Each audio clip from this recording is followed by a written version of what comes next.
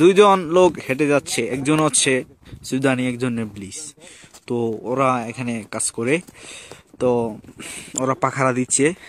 তো আমাদের কোনো কাজ নাই, আমরা কাজ করব কাজ চললে। তো অনেক বরফ পড়ছে, তো দেখতেছেন ভাইরা, এই যে গড়টা দেখছেন, গড়টা তো একদম তলে গেছে, ঠিক আছে। তো ওই যে পাখারগুলো দেখেন, পুরোটাই বরফ হয়ে গিয়েছে। এই যে সব বরফ, মাটি দেখা যায় না, সব বরফ। এই বরফ গাড়ি দিয়ে চাপ কইরা হেরা শেষ করতে পারে না, ঠিক আছে। আরো বরফ পড়তেছে, মানে বৃষ্টির মতো বরফ পড়তেছে। বাংলাদেশে যেমন শিল পরে মেঘ আসলে, এরকমই পড়তেছে, 24 ঘন্টা বরফ পড়তেছে। তো দেখেন, এটা হচ্ছে সিকিউরিটি রুম, পাখারা দেই।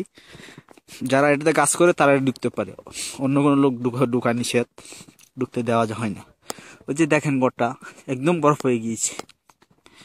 এটা হচ্ছে গাড়ির পার্কিং, যে জায়গায় গাড়ি রাখে, দেখতে পাচ্ছেন সব বরফে পড়ে গেছে। তো অবস্থা খারাপ। একটা গাড়ি অবশ্য বরফে তলেই গেছে, ওই যে সিকিউরিটি রুমের কোনায় দেখা যাচ্ছে। তো দেখেন কি বরফ ভাই। সামনে আসছে আমাদের রুম, যেখানে আমরা থাকি, ঠিক আছে।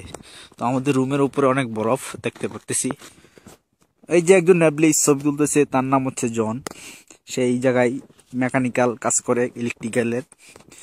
তো ওই যে গেট গুলা দেখছেন, এই গেটটাতে গাড়ি আসা যাওয়া করে। তো গেটটা অবশ্য তলিয়ে যাচ্ছে, যত বরফ পড়েছে। তো ওই যে দেখছেন আমাদের রুম, উপরে থাকে এক সুদানি, আমরা থাকি নিচে। তো উপরে অনেক বরফ পড়ে গেছে, তো রুমের আশেপাশে অনেক বরফ। তো খুবই কষ্ট ভাইয়েরা আছি, দোয়াটা করবেন যাতে আল্লাহ যেন এই থেকে মুক্ত করে রাখে। তো অবশ্যই দেখতে পাচ্ছেন, ওই যে সামনেই আমাদের রুম। এই যে এই জায়গাটা অনেক ডাউন ছিল, কিন্তু বরফে ভরে গিয়েছে। তো অনেক বরফ জমে গেছে, যা বলার মতো নয়। তো দেখেন, একটু সামনে যাই আমাদের রুমের কাছে, ওটা হচ্ছে আমাদের রুম। ওই দেখছেন ভাই, নিচের তলায় বরফ। ও বরফে ডেবে গেছে আদম। তো দেখেন ভাইরা সবাই, সুপ্ত বরফ। আর হচ্ছে আমাদের রুম, রুমে নামতেছি।